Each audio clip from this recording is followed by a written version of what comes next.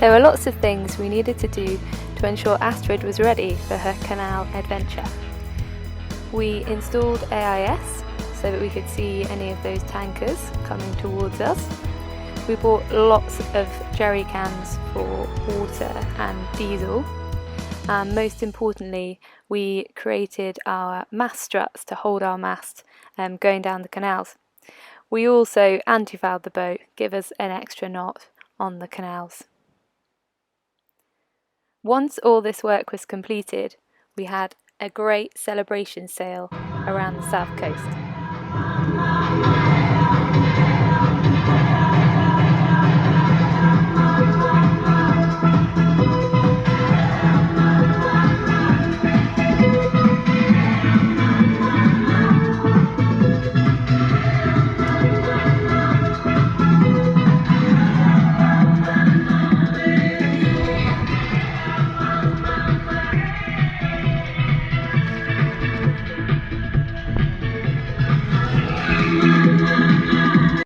We were finally ready to set sail across the channel.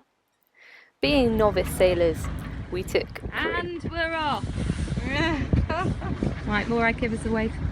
Hello, Antony. I'm ready. Hello. We sailed out of Dartmouth downwind, wing on wing. We enjoyed a pre-prepared chili con carne, and as night fell, it truly felt like the adventure had begun.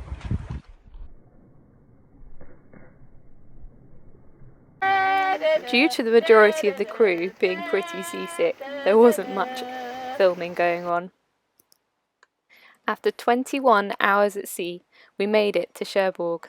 Unfortunately, we were then stuck in Cherbourg for over a week, waiting out some bad weather. So here we are again in sunny Cherbourg. Apart from this morning, we have a rather large visitor in our anchorage. And everyone's looking a little nervous.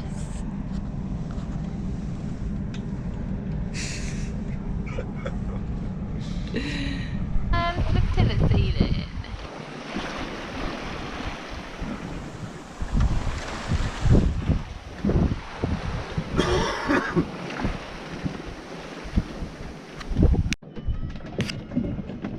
And we can see Pointe de Barfleur out the window, which has 3 knots of tide around it, so we are taking that, which is good.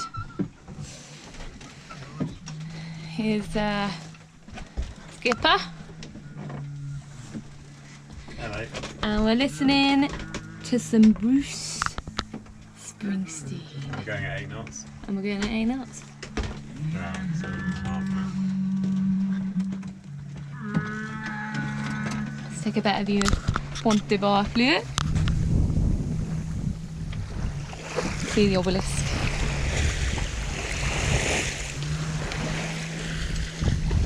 Full sail.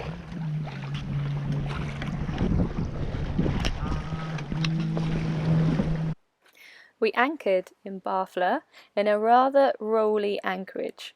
We were the only boat there, probably because staying there meant that you got quite seasick. However, we enjoyed this seaside town, and Fred perfected his art at making bread. We then got our window to move on to Le Havre.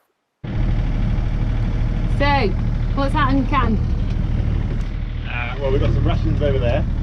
Oh, there's another Russian turned up, look. That one. That stealth one in the middle. That wasn't there before.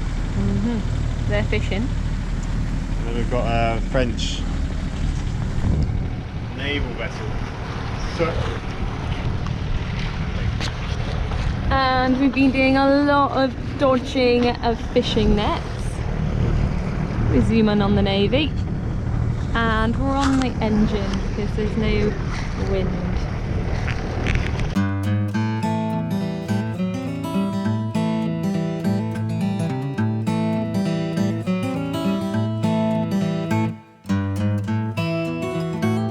What a beautiful day! What a beautiful day!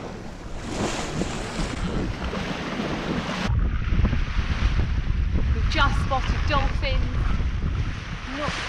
going to be able to see them off our stern. Oh, there's one! Oh, they're doing little...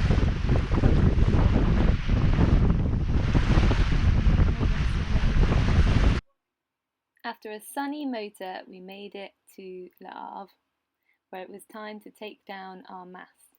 To do this, we went through our first lock and started reconstructing our struts.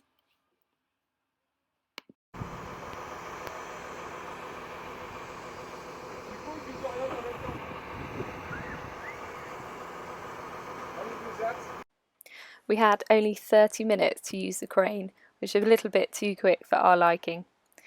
We then motored out into the sunset with no mast.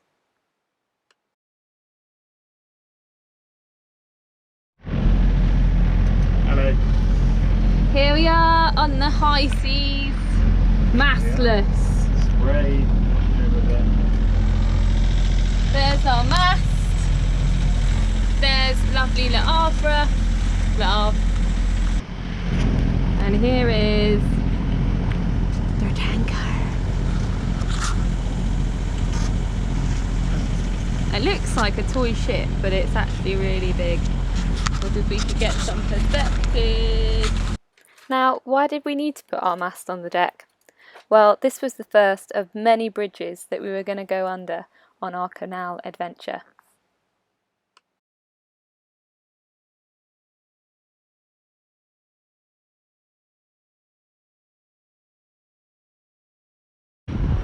Grace, this is for you. Some lovely architecture here. Nice suspension bridge.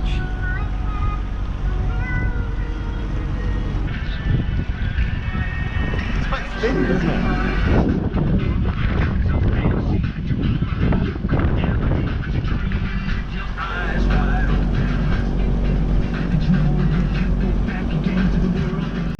Now, the distance between Le Havre and Rouen needs to be done on one tide in one day. It's 100 kilometres and we were doing between 8 or 9 knots when the tide was going with us. So we arrived just before sunset, with a few engine rumbles along the way. Stay tuned for next week's episode, where we make our way to Paris and fix our engine problems.